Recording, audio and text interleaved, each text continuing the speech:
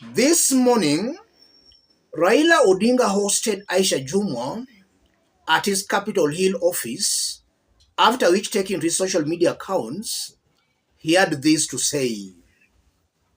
Raila Odinga, this morning at Capitol Hill Square, I held discussions with the multi-sectoral working group on the two-thirds gender principle led by Gender CS Aisha Jumwa. There was widespread consensus that enhanced collaborative efforts are essential for fully realizing its implementation as intended. And you are seeing Raila Odinga shared out those photos. Aisha Jumwa, on her part, had this to say. Honorable Aisha Jumwa Katana, I would like to thank ODM leader Raila Odinga for creating time to meet me and members of the multi-sectoral working group on the realization of the not more than two-thirds gender principle at his Capitol Hill office. The meeting came at a very critical moment because the input of the ODM leader in this discourse is key. So Aisha Jumwa is also confirming that she met Raila Odinga at Capitol Hill. And the mere fact that she is sharing out this in public confirms that her meeting Raila Odinga had the blessings of none other than William Samoei Ruto. I want us to dig deep into all this for Kenyans to understand what's going on behind the scenes, because a lot is being said. Before we do that, let's have a look at a post shared out by Raila Odinga after meeting Ruto and Museveni in Uganda. Raila Odinga: several days ago, I accepted an invitation from President Yoweri Kaguta Museveni of Uganda for a joint meeting with President William Samoei Ruto today to discuss the deepening of regional integration within the East African community.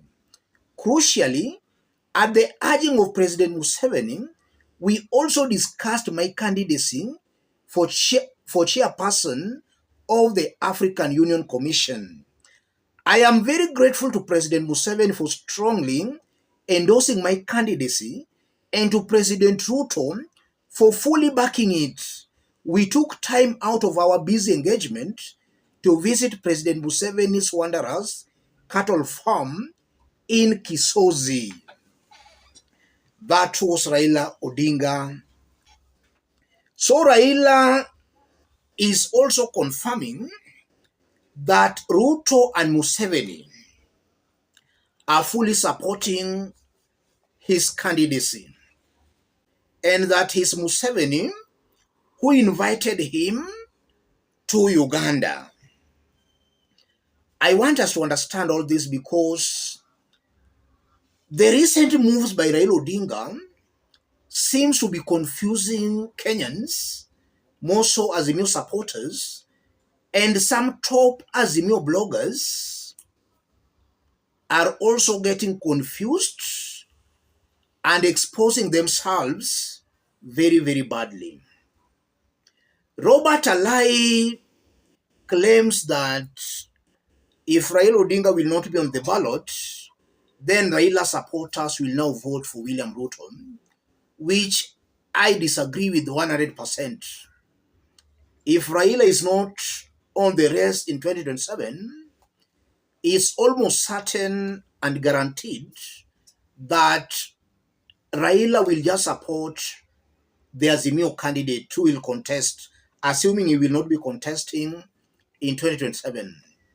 And chances are very high that that candidate can be Kalonzo Musyoka.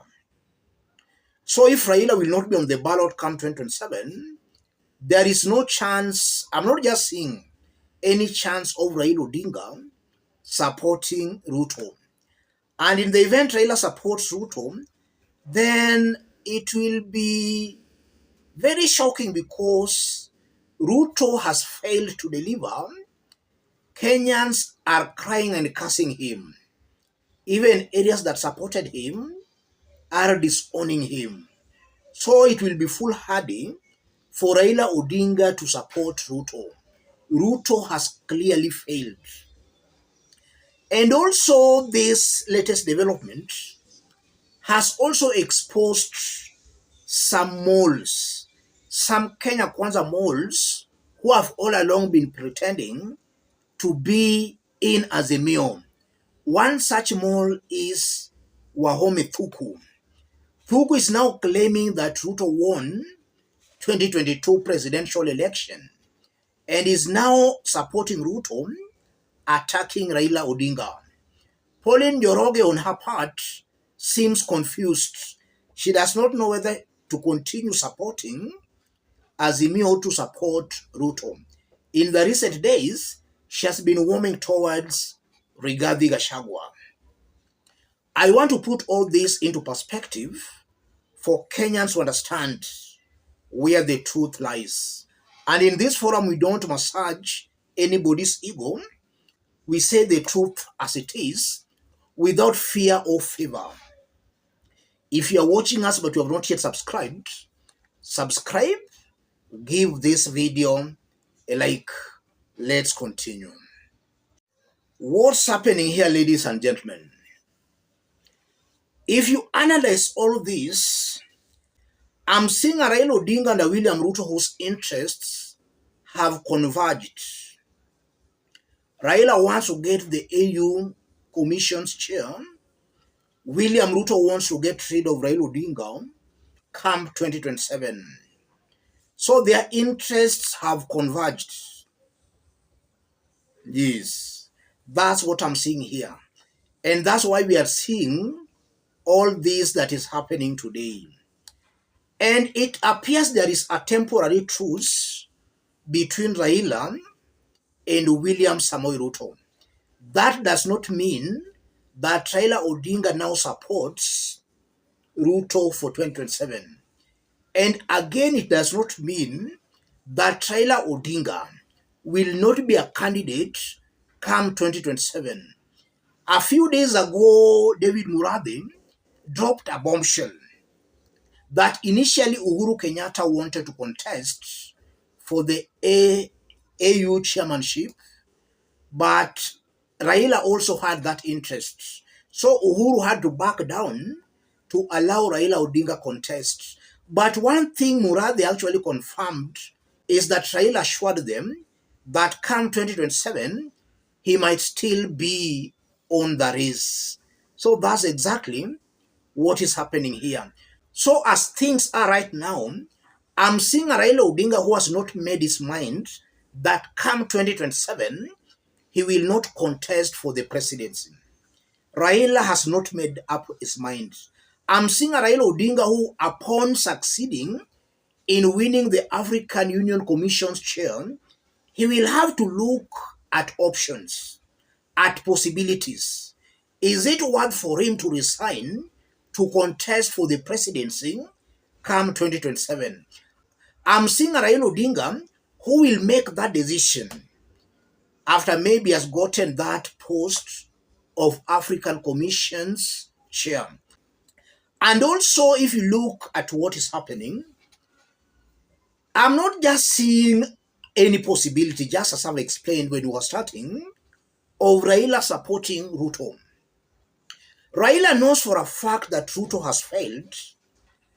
Raila knows that the mountain and even the Kalenjin Rift Valley, those areas that supported Ruto, are now abandoning him. Raila knows Ruto is very disparate. Ruto knows that the ground Kenyans are abandoning him. So he wants to bring Raila into the picture to actually help him pacify the Kenyan ground. And Raila will be very stupid to help William Ruto pacify angry Kenyans. Ruto has been tested and he has been found wanting. So for Raila or for Kenyans to support him again, Kenyans will be digging their own political graves. And just as I've always explained here, that if William Ruto comes back in 2027, most definitely will change the constitution to be a life president. That's what Kenyans should know. And I've not changed my position on that. So all this that is happening is just because Raila's interests and Ruto's interests have converged. Ruto wants to do away with Raila come 2027. Raila wants the government to help him to get that AU Commission's chair. After which, you'll now see the real Raila Odinga. Let me stop it there, ladies and gentlemen. If you are watching us but you have not yet subscribed, subscribe, give this video a like. Let's meet in our next analysis. Thank you.